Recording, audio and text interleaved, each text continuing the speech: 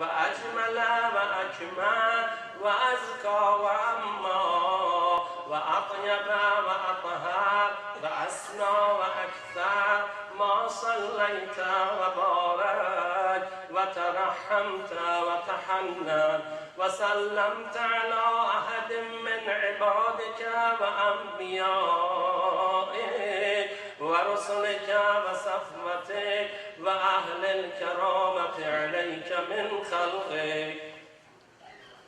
اللهم وصل على علي أمير المؤمنين ووصي رسول رب العالمين عبدك ووليك وأخي رسولك وحجتك على خلقك وآيتك الكبرى والنبأ العظيم.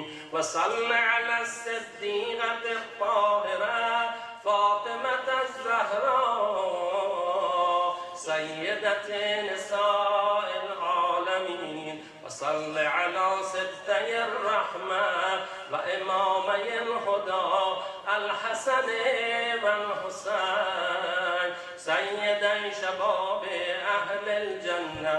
وصل على أئمة المسلمين علي بن الحسين ومحمد بن علي وجعفر بن محمد وموسى بن جعفر وعلي بن موسى ومحمد بن علي وعلي بن محمد والحسن بن علي والخلف الهادي المهدي حجتك على عبادك وأمنائك في بلادك صلاة كثيرة دائمة.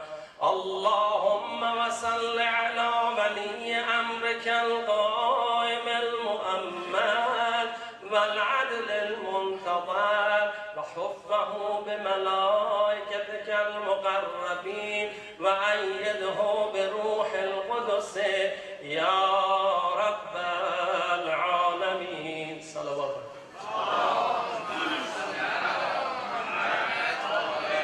اللهم اجعله الداعية إلى كتابك والقائم بدينك استخلفه في الأرض كما استخلفت الذين من قبله. مكن له دينه الذي ارتضيته له أبدله من بعد خوفه أمنا يعبدك لا يشرك بك شيئا.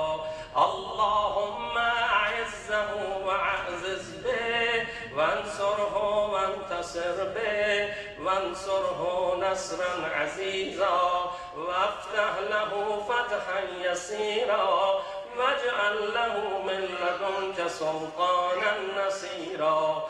اللهم أظهر به دينك وسنة نبيك حتى لا يستخفي بشيء من الحق مخافة أحد من الخلق. اللهم إنا نرغب إليك في دولة كريمة تعز بها الإسلام وأهله وتذل بها النفاق وأهله وتجعلنا فيها من الدعاة إلى طاعتك والغادة إلى سبيلك وترزقنا بها كرامة الدنيا والآخرة. اللهم ما عرفتنا من الحق فحملنا وما قصرنا عنه فبلغنا. اللهم المم به شعثنا واشعب به صدعنا وارتق به فتقنا وكثر به قلتنا وعزز به ذلتنا واغن به عائلنا واغض به عن مغربنا واجبر به فقرنا وصد به خلتنا ويسر به عسرنا وبيض به وجوهنا وفك به أسرنا وأنجه به طلبتنا وأنجز به مواعيدنا واستجب به دعوتنا وأعطنا به سؤلنا وبلغنا به من الدنيا والآخرة آمالنا وأعطنا به فوق رغبتنا يا خير المسؤولين وأوسع المعطين اشف به صدورنا وأذهب به غيظ قلوبنا واهدنا به لما اختلف فيه من الحق بإذنك إنك تهدي من تشاء إلى صراط مستقيم وانصرنا به على عدوك وعدونا إله الحق آمين اللهم إنا نشكو إليك فقد نبينا صلواتك عليه وآله وغيبة ولينا وكثرة عدونا وقلة عددنا وشدة الفتن بنا وتضار الزمان علينا فصل على محمد وآل محمد وعنا على ذلك بفتح منك تعجله وبضر تكشفه ونصر تعزه وسلطان حق تظهره ورحمة منك تجللنا وعافية منك تلبسنا برحمتك يا أرحم الراحمين رحم الله من قرأ الفاتحة مع الصلوات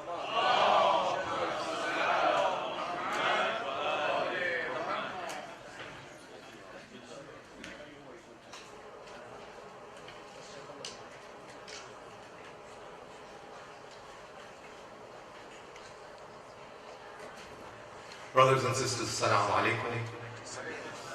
For those who don't know me, my name is Khalil Devji and I'm the Secretary of Shia Muslim Council and I report to the esteemed scholar Sayyid Mustafa Khazwaini. I am pleased to announce that Shia Muslim Council will be hosting our second annual Eid party, Eid picnic. And this year we are going to be hosting right in your neighborhood, which is going to be in Mason Park. We have these flyers outside and the posters. Please do make a point to pick them up and we look forward to seeing you all. The purpose of this Eid picnic that we put together, so different ethnicity comes together with their family, with their children and enjoy, and we learn each other, we get to know each other, and of course we enjoy with each other. We will have a lot of fun for the children, for the young children.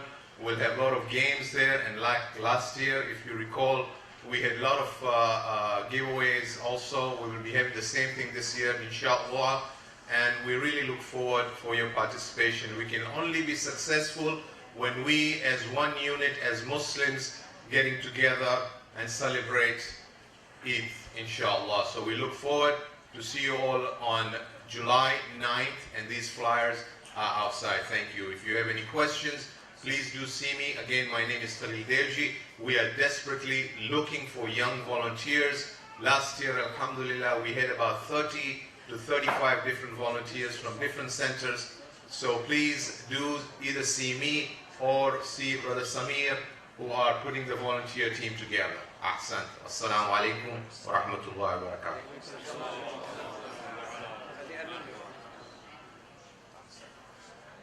Thank you very much, Brother Khalil. Inshallah, our youth are going to be available just like last year. Inshallah, they will come and will help out, inshallah. Tonight's dinner was sponsored by three families, actually, three families. The family of Hunargar, the family of Sana Hamoud, and another person that didn't want their mention to be, their name to be mentioned here. A couple of things I wanted to add for our brothers and sisters. As you all know, tonight is the night where we are testing the children who have memorized those 4 verses from the Holy Quran. And if you have any children that are still here that you want to contribute to that and to be part of that contest, please go ahead and take your children to the office and to line up there with the other kids. If you have children very small and it's hard for them to stay with you, we have a teacher upstairs, a couple of teachers that they can help them out. They're teaching them a lot of good things. You can send them up there as well. And for the Quranic recitation and memorization contest for next Tuesday, because we're going to have this every Tuesday. After the program, I hope, we have copies of those verses that they should be memorized for next week. I'm pretty sure you have some children up there right now, and I'm very sure they're going to give them some copies of the verses for next week. But if you didn't get one, please see me at the end of the program so I can give you one. And regarding the housekeeping here, we're doing a lot better right now, but I still see some chadars and some bottles that are sitting around, and most of them, what I see, they have taken a sip and they throw it away.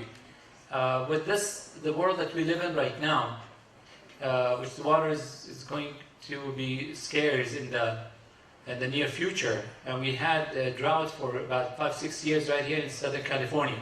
And without having any droughts or anything like that, this is a precious thing. So when we drink the water, just even half of the bottle, you keep it with you. I'm sure you're going to be thirsty again later on. Please drink it so we don't do any waste here. I thought it's necessary for me to mention it here. For your health and the appearance of the Imam al-Asr, please recite the last salawat.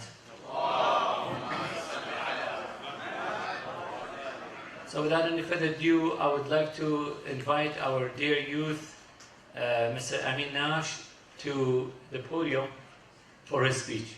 Please come on. Hello. Assalamu alaikum. So they asked me to come do a speech. My name is Amin Nash. I've been coming to IECOC since I was 16, I think, when I was so young. So I appreciate them asking me. I'm 27. So this is. I'm single. Before the speech, Said asked me to do a short speech, but unfortunately I prepared my college dissertation. So I'm going to present to you my metaphorical language. I'm just kidding. No, the speech I will talk about is the thought, or a question that we are always asked as Muslims. Is the question is, why are we doing this? By others, people who aren't Muslim, they always ask, why do you fast for 30 days? Why are you not eating water? Why are you not drinking water? Why are you not eating food? Why can't you do anything? And sometimes we ask ourselves, why am I doing this? What's the purpose? And our answer is pretty simple for us as Muslims. It's simple. We're doing this for God. We're doing this for His pleasure. We're doing this to increase our chances of being in heaven. But realistically, when we need a real answer, or we need a kind of more solid solution, more than just saying I'm here to please God by fasting for 30 days.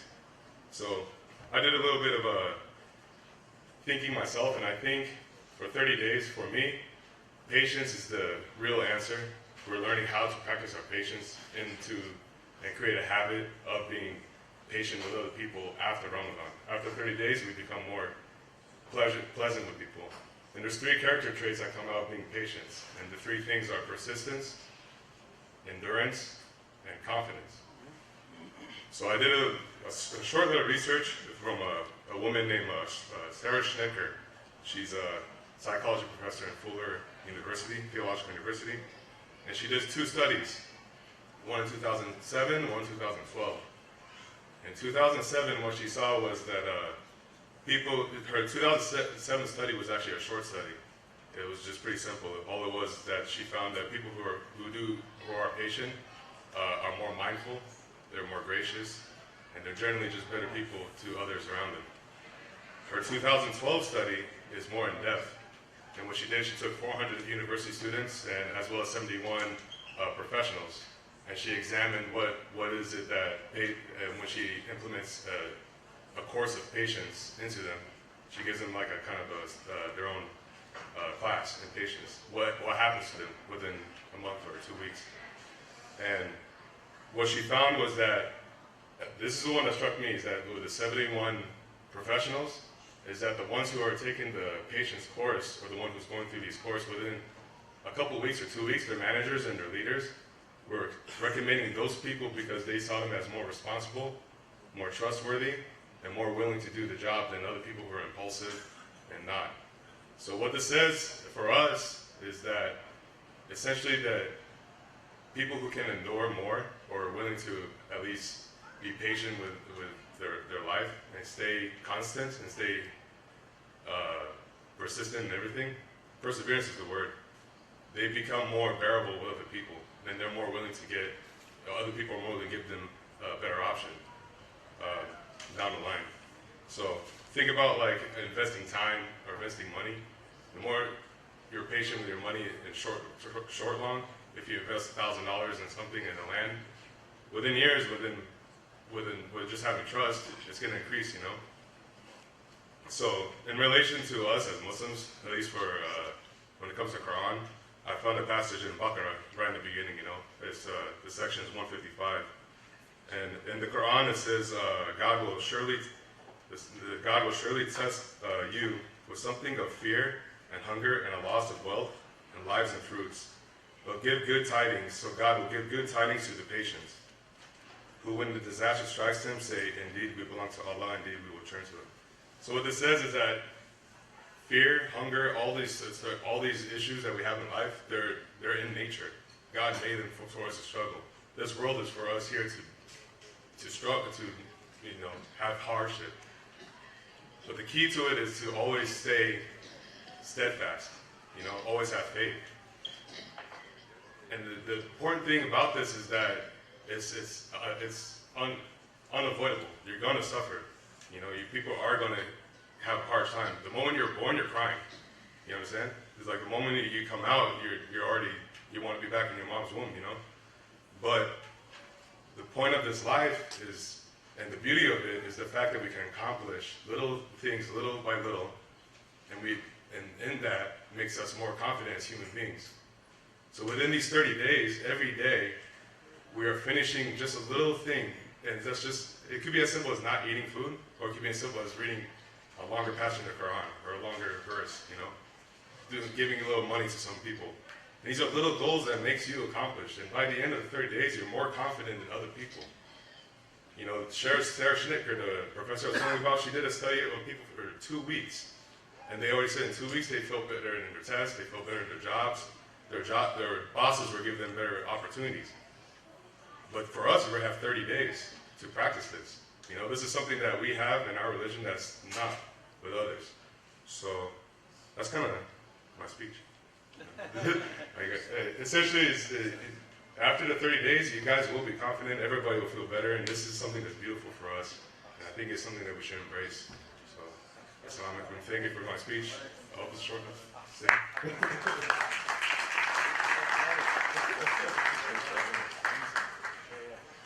He needs to get married, inshallah. Once he gets married, he will speak longer, inshallah.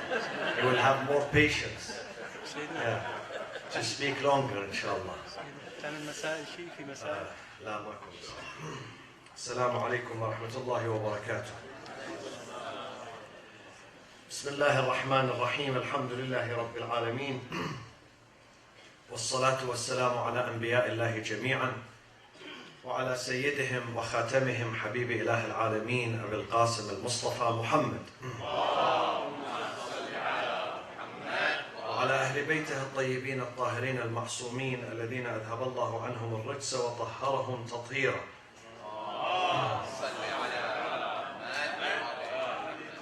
One of the most critical subjects that we have to discuss and debate is how is our relationship here with others? Is it characterized by tension or integration? and how it should be. We live in a very diverse society, multicultural, multi-faith. Multiplicity in America is a cornerstone of this society and this culture. Diversity and multiplicity. And this is something very good, very healthy. When the country is diversified, the society, the community is diversified, you learn from others. You pick up good things from others. Now the director of this Dutch television who was here earlier tonight, when he was greeting people and he would get to know that this is, from this nationality, that one from the other nationality, this one from the third, fourth, fifth, he said, this is very beautiful. People from different creeds, nationalities, cultures, they get together. They break bread together. They pray together. They speak to each other. This is healthy. In some countries, believe me, in some countries, and some of them are Islamic countries, people of one creed and one madhab, they don't get along together. People who belong to one language and one customs and one neighborhood, they don't get along together. While here, in this country, alhamdulillah, we don't look at each other's birthplace. We don't look at each other's color. We do not look at each other's language. We look at each other's spirit and heart and intention. And this is what counts with God. This is what is important with God. How is your heart? How is your intention? Islam teaches us that to be universal in our thinking. Islam is not a cult, my friends. It's not a cult. Islam is a universal message that bears universal outreach. Islam is for all. Islam says, you are not alone in this universe. Do not alienate and marginalize yourself. Do not seclude yourself. Islam is not a gated community. Islam is an open community. Open to all ideas, to all peoples, to all cultures, to all humans. Islam is a religion that says in this book, in chapter 5, وَمَنْ أَحْيَاهَا فَكَأَنَّمَا أَحْيَا النَّاسَ جَمِيعًا مَنْ قَتَلَ نَفْسًا بِغَيْرِ نَفْسٍ أَوْ فَسَادٍ فِي الْأَرْضِ فَكَأَنَّمَا قَتَلَ النَّاسَ جَمِيعًا وَمَنْ أَحْيَاهَا فَكَأَنَّمَا أَحْيَا النَّاسَ. If you commit a murder against one innocent person, you have committed that against the entire humanity. An-nas, entire humanity. And if you save a life, you have saved the entire humanity. This is the perspective of Islam on humanity, on us. We belong to this big family called humanity. Do not narrow yourself. Don't confine yourself in these neighborhoods, in these ghettos, in these madahib and cults. You subscribe to the bigger community, the community of the earth, an-nas. قُلْ يَا أَيُّهَا النَّاسِ. This is the message of the Prophet. قُلْ يَا أَيُّهَا النَّاسِ إِنِّي رَسُولُ اللَّهِ إِلَيْكُمْ جَمِيعًا. I'm the messenger, I'm a messenger for the entire mankind. Entire mankind. So how do we want to live in this society? Do we want to live always with tension? Or we want to live with integration, cross these barriers, and reach out to others? And it is our responsibility first. It is our religion, our book, our prophet that call upon us day and night to reach out to others. So we must follow their instructions. Some people think that we need to protect ourselves. There are some arguments that I don't open up to others because if I do so, I cannot maintain my community, the integrity of my community. I cannot protect my children. And this is wrong. This is very wrong. You protect your children when you allow them to know others, to open up to others. And then they differentiate between who's who. This is the way. Some people think if I, keep them away, they don't mingle with others, they don't read, they don't study, they don't watch, they don't hear, then that's the best way of keeping them within my creed, within my ideology, within my religious denomination, within my culture. But that's not right. You can't do this in America. America is an open society. Yes, you can keep your kids at home when they are 5 or 6 or 7, but when they are 15 and 16 and 17, you cannot keep them at home. You cannot keep them away from others. When they start going to high school and college and university, they would listen to others. They would not listen to you alone. So you have to teach them how to protect themselves. Rather than you protecting them, they have to protect themselves. How do we teach them that? We teach them it's okay to meet others and talk to them and get to know them. But at the end of the day, you have to do your homework. You have to investigate. You have to incorporate your reason, your mind. الَّذِينَ يَسْتَمِعُونَ الْقَوْلِ.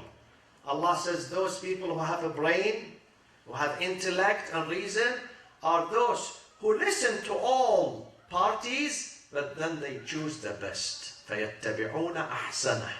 They follow the best among that. That's the best one. To shield them against corruption. To allow them to. So they know. They know why they are Muslim. Many people, they are Muslim, but they do not know why they are Muslim. They fail in the first test, in the first question. They fail. They don't know what to answer, what to say. Many people, they claim they are followers of Ahlul Bayt, but they do not know why they are followers of Ahlul Bayt. They fail. Why? Because their parents did not teach them to study others. When you study others, you start appreciating what you have. When you compare yourself to others. So we have to open up. How should we deal with others? Should we stay away from them? Islam always teaches us that you have to be a leader in the community. You have to be a leader. Your role here is a leader, not just in your family, but in your community, in your society, and your country too. Islam says you have to be influential and inspiring.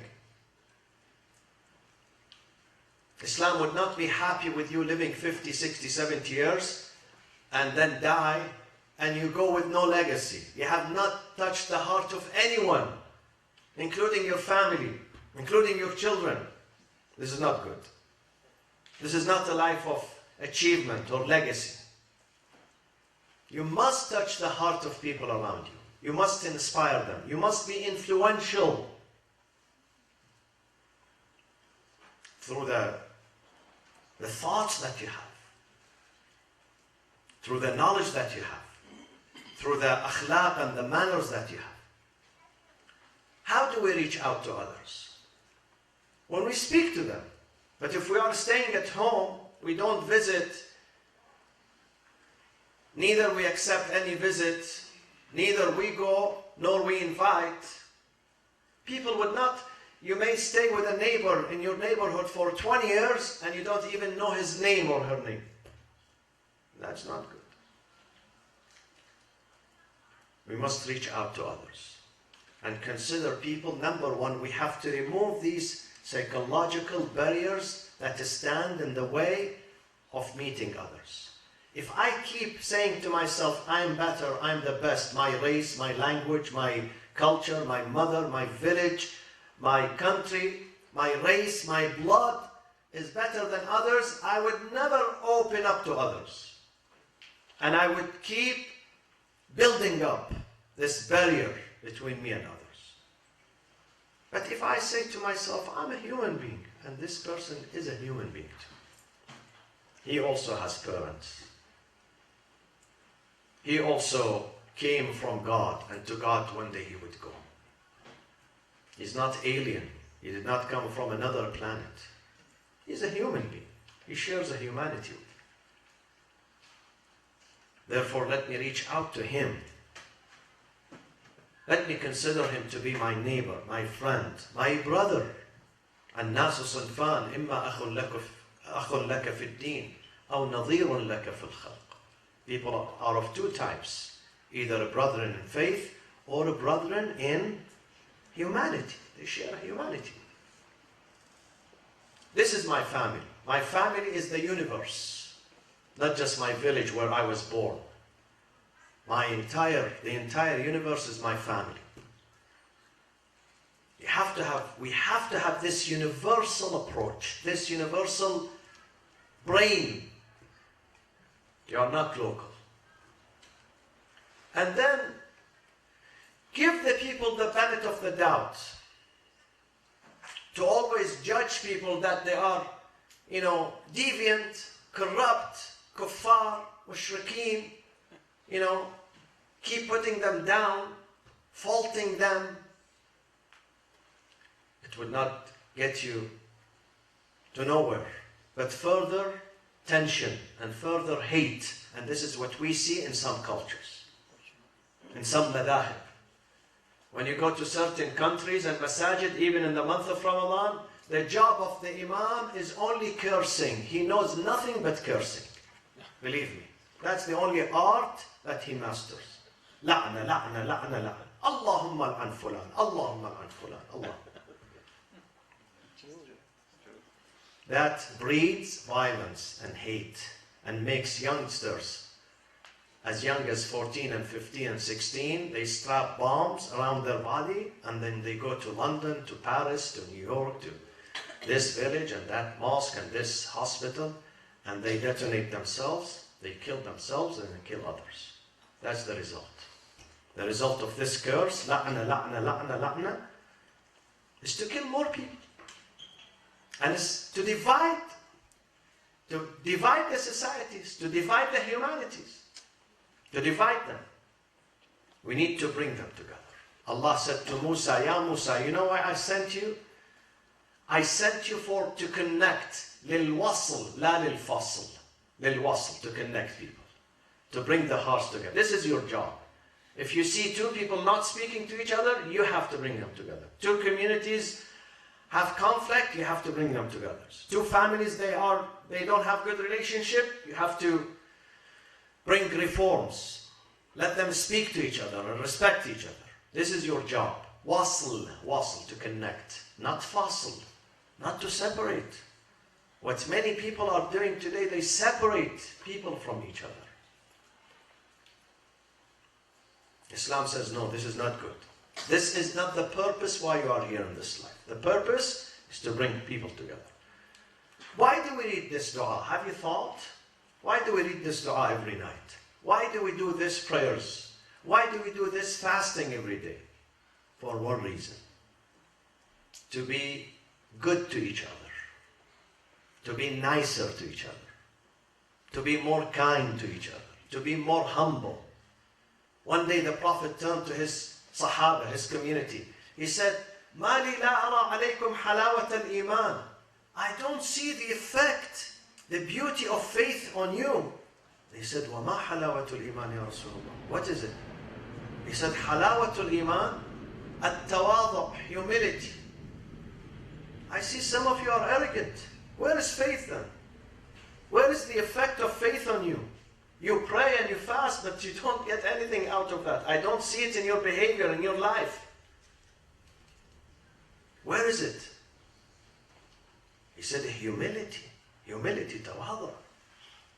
To be kind, to be humble, to accept people. The norm in Islam is acceptance. If we reject once in a while, that is not the norm. That is an exception.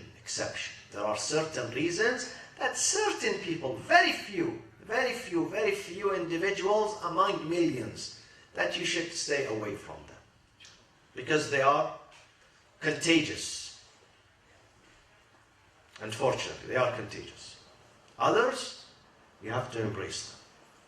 You have to accept them. We in America, we have risala, message, my friends. I always say, the Muslims in America, they have a double message. If someone comes from somewhere else to make money here, we came here to make money and something else, not just to make money. It's good to make money. It's good to send your kids to the best schools. It's good to generate money to help your family and help families. Very good. But it does not stop here. We have a greater responsibility. Besides making money, we have a responsibility of making goodness too in the societies. Spread goodness. Spread justice. Spread equality. Spread humanity. Teach people around us. We have to inspire. We have to inspire our neighborhood. If you are a Muslim in a neighborhood, you have to be more caring than others. You have to respect your street and your neighborhood more than others, because this is what your religion tells you. Because you pray 5 times a day. Others, they might not pray 5 times a day. You fast 30 days in Ramadan. Others may not do that. You do these things. So we have to see the result of this worshipping and fasting and prayers on your daily life. Deen is not only for the akhirah, my friends. Deen is for the dunya too. وَلَا تَنْسَ نَصِيبَكَ مِنَ الدُّنْيَا. We should see the result of religion and religiosity on your daily life, on your daily activities, on your relationships with all people around you. They must feel that you are really truly religious. Through our behavior, through the way we speak, the way we behave, the way we deal, the way we purchase, the way we approach people. They should feel that we are, as Amin just said, the result of fasting is what? It's patience, yes. But unfortunately, sometimes it doesn't work. People fast 30 days, but they become more impatient. More impatient. They miss the point. They miss the point. They waste their time. They waste their time. And this is exactly what the Prophet ﷺ says. وَكَمْ مِنْ صَائِمٍ لَيْسَ لَهُ مِنْ صِيَامِهِ إِلَّا الْجُوعُ وَالْعَطَشِ. How oftentimes people fast, but they gain nothing but thirst and hunger. They don't get any spiritual value. They don't get any gain, spiritual gain. They get physical strain, but no spiritual gain. Because they miss the point. They miss why they are fasting. Fasting becomes a routine for them, a habit, customs. Hey, Ramadan is here, let's fast. Why we are fasting, I really don't know. Because my mother is fasting. Because everybody else in the family is fasting, I have no choice. If I don't fast, I get no dinner, no lunch, you know.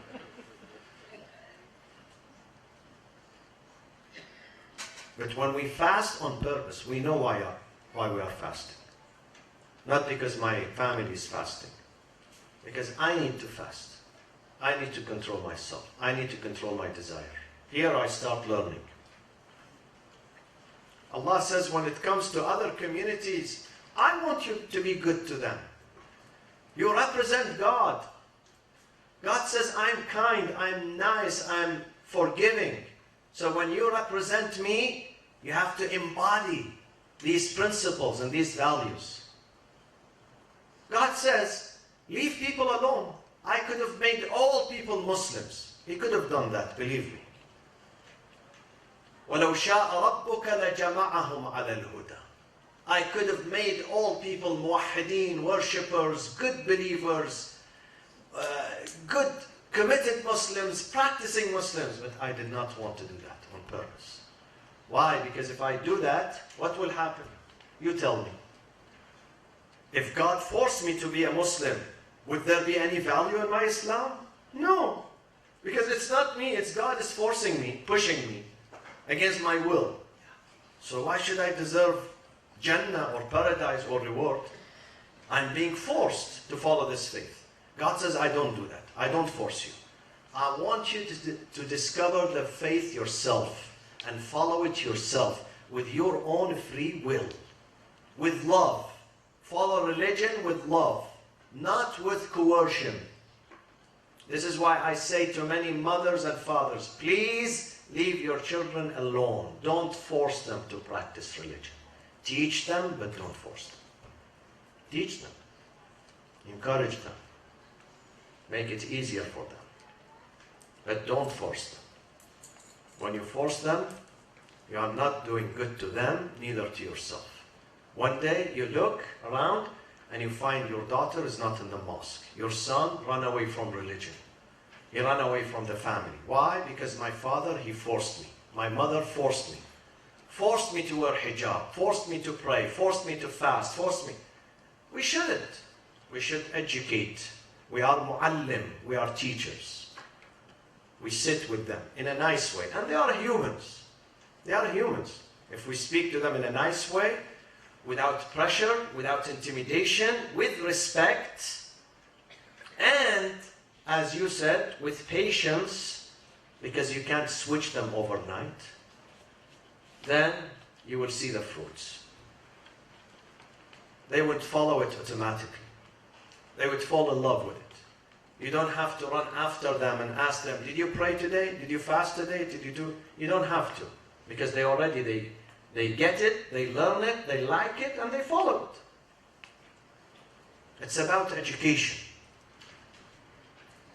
Allah says, be good to those around you. لا ينهاكم الله عن الذين لم يقاتلوكم في الدين ولم يخرجوكم من دياركم أن تبروهم وتقسطوا إليهم. أن تبروهم وتقسطوا إليهم. To use birr. Birr is the highest level of kindness. Where do you use birr usually? Where do we use birr? Huh? Where is it in the Quran? God says use birr. Birr is the highest level of kindness. Where should we use it? Exactly, with your parents. God says this high level of kindness and goodness, you may use it with people who are non-Muslim. They are non-Muslims. Christians, Jews, others, atheists. They don't know God. Use birr with them.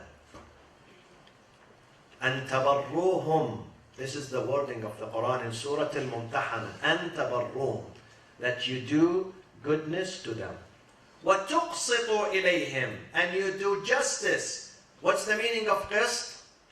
Qist also is justice. قُلْ أَمَرَ رَبِّي بِالْقِسْطِ. Say, God commanded me to practice justice. Justice is not, we think justice is in the court, only the judge. No, you are judges here. You all, mothers, fathers, children, you are judges. And God asks you to implement justice. Justice with yourself. Don't abuse yourself. Don't mishandle yourself. Be merciful to yourself. Be merciful to your family. Be merciful to the environment. Be merciful to everything. قُلْ أَمَرَ رَبِّي بِالْقِسْطِ. And God says use this qist with non-Muslims. God is saying this. Integrate with them. Work. Show the beauty of Islam. I said this the other day. There was a survey, a study about Islam in America. The survey says that whenever they interviewed some Americans about Islam, they found out that those who happened to have a Muslim neighbor or a Muslim co-worker, they were okay with Islam. They looked at Islam favorably. Those who happened not to have a Muslim neighbor, or probably a bad Muslim neighbor, I don't know, sometimes.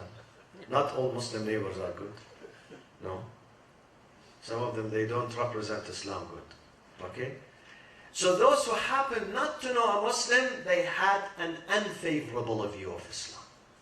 See? See the result of getting to know others and reaching out to others? Allah says, لِتَعَارَفُوا. I created you, so you go to this community, to this family, to this church, to this synagogue, to this temple, to this quarter, to this culture, and introduce yourself. Speak to them, sit with them, tell them about your faith. Tell them about who you are. Ignorance is our biggest enemy today. People do not know the true story of Islam. People judge Islam by what they see in London, in Manchester, the killings, the bombings. This is how they judge Islam. But if you show them mercy and forgiveness and generosity and kindness, believe me, they respect you. They respect you. It depends on the language you speak. God has given us the power. If you speak the harsh language, you end up with harsh results. If you speak the good language, وَقُولُوا لِلنَّاسِ حُسْنًا, beautiful language, you reap the benefit of goodness in your society. And this is our responsibility.